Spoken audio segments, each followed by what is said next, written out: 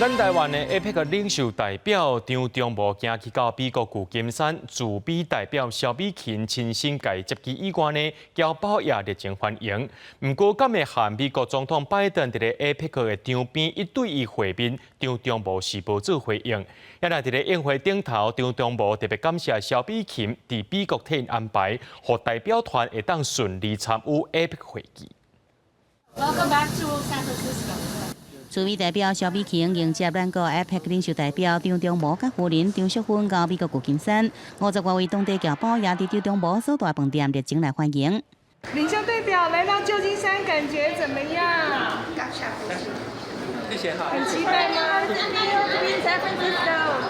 对着媒体提问，是不是甲美国总统拜登伫 APEC 场边一对一来会面？张忠谋无回应。伫欢迎晚宴，张忠谋致辞时特别感谢萧美琴伫美国各种安排。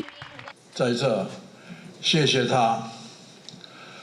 其实他做的远不止，就今天欢迎我们。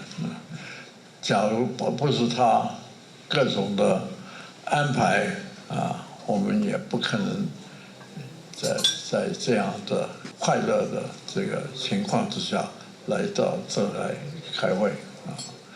当然，我们面临了还有好几天的这个会议，还有蛮多的辛苦艰难的工作要做。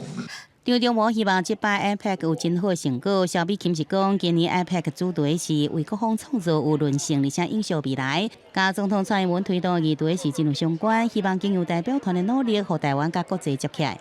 相信在张领袖代表的带领之下，今年的 APEC 代表团能够再次的展现台湾积极与国际接轨的努力。未来几天的会议，虽然大家会很辛苦，但是也会有非常丰富的收获。记者综合报道。